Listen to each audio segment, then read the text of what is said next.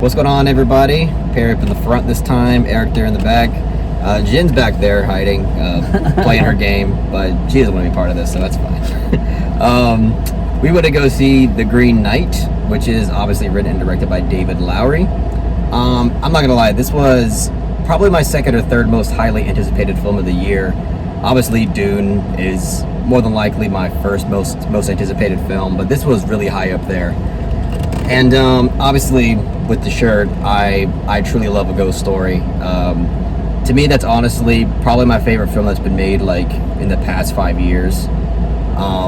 It was just such a touching, visionary type of film that it was also incredibly simple, that I thought was really profound and just fantastic overall.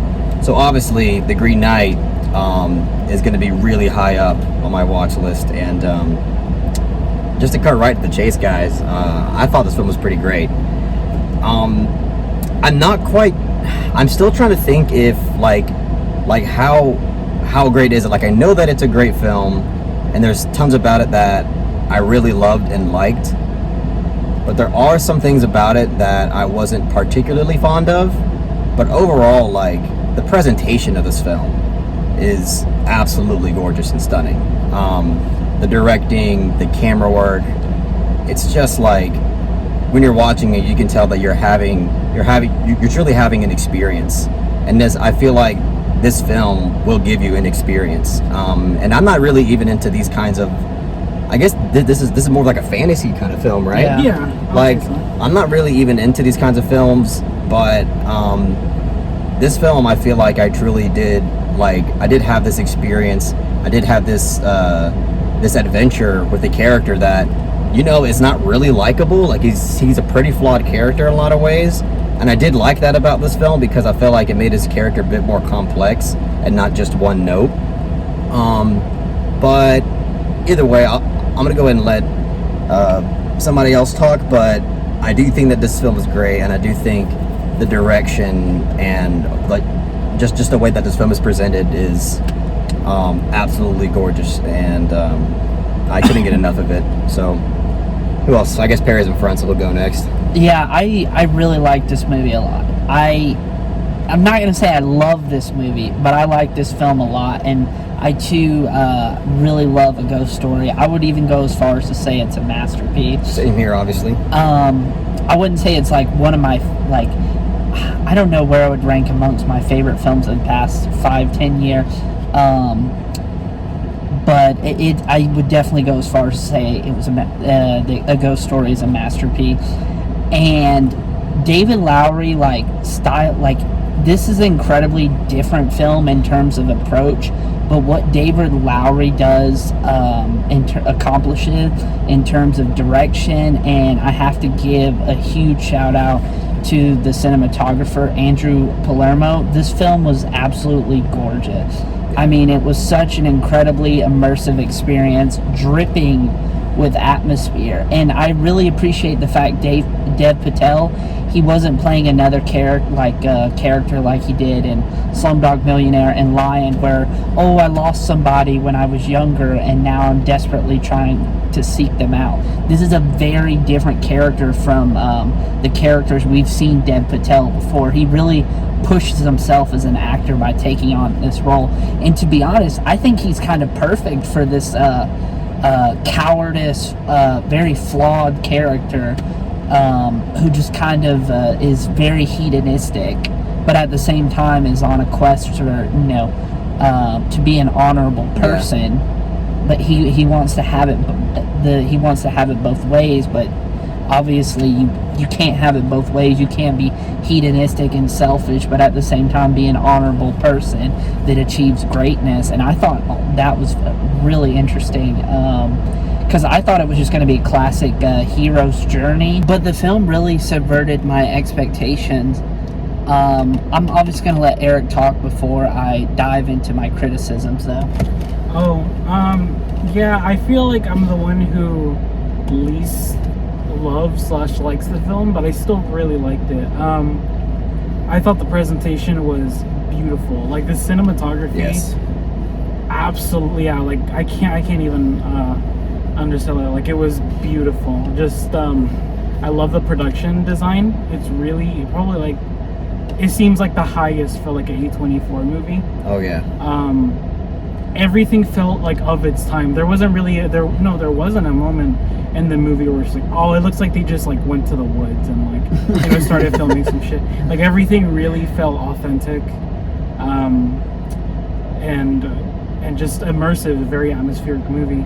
Absolutely. However, I mean, I have like these like issues with the movie, and I don't know if I feel like I'm just being nitpicky or harsh, but like, I wasn't really a fan of like the dialogue at all. I agree. I didn't think it was like bad, but it was just like very serviceable, very like almost video game like Skyrim Oblivion dialogue. And to be completely honest, like Dave Patel, he was good in the movie, like for sure.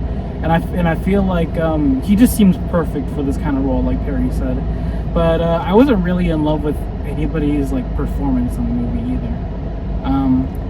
And another thing that I'll say that's kind of negative is very personal, but I just wasn't really interested in like the narrative per se. I know that the film is not necessarily, I don't know, it's weird because you could argue that the narrative isn't like the focal point of the movie, but at the same time the movie kind of makes it seem like it is.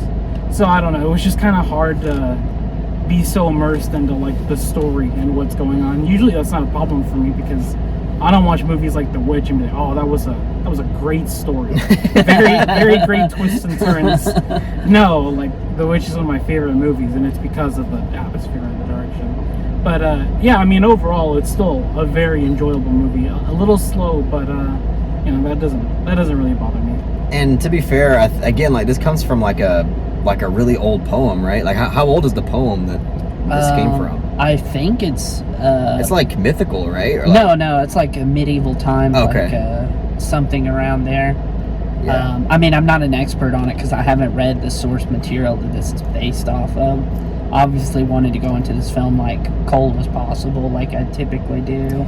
Yeah, this film was like, I think it's supposed to be like a character piece, but at the same time be this like this huge experience, is this huge like RPG type adventure kind of thing. Mm-hmm. And again, like I think for the most part it works, but I do agree with Eric that the dialogue here and there did bother me a little bit. Like it's not like it was always hit or miss. It just had like these moments where it had like these splashes where I was like, I don't really like the way that was written. And it's honestly just because some of it was really like on the nose, and I just felt like, okay, that was unnecessary. We didn't really need a character to explain, what the Green Knight means or whatever. That was, to me, in terms of dialogue, that was the worst part of the movie. I'm like, why did we have to have this scene? It was just so unnecessary. Like, we could have gone without that entire But scene. why green though? Yeah, why it's not like blue or red? Like, come on. That was a Ghost Story college party moment. Just a quick aside, that's like the scene that stops it from being a masterpiece, in my opinion. I know these guys, it doesn't bother them. It doesn't bother me, but I could totally see somebody watching that scene and being like you, so it's okay. Yeah. But yeah, there's scenes like that, and it's not just that scene. There's like other few scenes before that where like, it's just too on the nose. What in terms of what's trying to explain about it, either the like story details or a character. Like it's just too on the nose. So those parts I didn't really like. And as I mentioned earlier, like I think it does hit a point in the second act that I just really wasn't that interested. And it's not the fact that the film moves slow. It's just I didn't feel like invested into the events that were unfolding. To really keep my engagement. But luckily, like again, this film is like just again the way it looks and the way it moves is just so stylistic and really unique. It's so good. It really just it captivates you even when you're not really interested in the story. You are at least invested in this film's aesthetic presentation. That you're willing to still be like, well, even though I don't care that much about the story, at least there's a lot of vision in that regard that really keeps you invested. Absolutely. Yeah. I think it's very clear to me that David Lowery is a much better director than he is writer, because I think one of the reasons why a ghost story works so well for me is it doesn't have a lot of dialogue in it. So I think that's a big reason why like a film like A Ghost Story is leaps and bounds better than The Green Knight. Although I do really enjoy this film, is because that film was less. This film is more dialogue based. Honestly, if this film had a lot less dialogue, I probably would have liked it more. Yeah, I feel the same I way. agree. Because the fucking ending to this film The ending was beautiful. Yeah. Lola, okay, well, my girlfriend, she watched this before we did, and she told me is like the ending was incredible, and I was like, okay, I'll keep that in mind. And yeah, I loved the ending. I mean, it could may well be my favorite part of the film. Like, it was just like, again, like, there's no dialogue in the ending basically, like only until like the very last like minute of the film, but you get this kind of montage like sequence that I thought was just stunning and really immersive, really engaging. Oh, it was incredible. Yeah. And it got me. Like, I'm not gonna say what it is that got me, but you'll know when you watch the film. But it does something, and it got me, and I did not see it coming, and I felt like I should have, but for some reason I didn't. But I loved that sequence in the end. I thought it was terrific. And I think my favorite acts of the film are the first act and the third act. Mine too. First act and third act. They just felt the most tight, the most organized, and I was the most engaged in them. I would have to agree with that, because the things I really did enjoy, you could argue that it wasn't the end of the second act, it was more beginning of the third act. And like you said, the ending of this film is the best part of the film, hands down, where there's just no dialogue and it's all just visual storytelling. It's weird because like the fox in this movie is like, it's clearly CGI, but it didn't bother me. Oh, it definitely bothered me. Really? Yeah.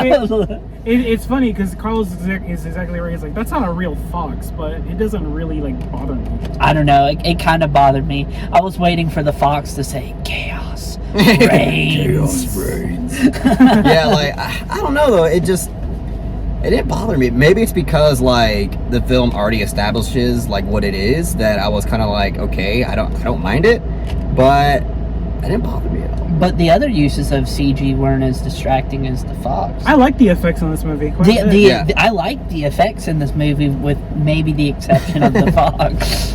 I mean, it's not like the cats and let the right one in, like distracting. God. Like, it's not as bad as that. The movie would have almost been perfect if it wasn't for that. But it was a bit distracting.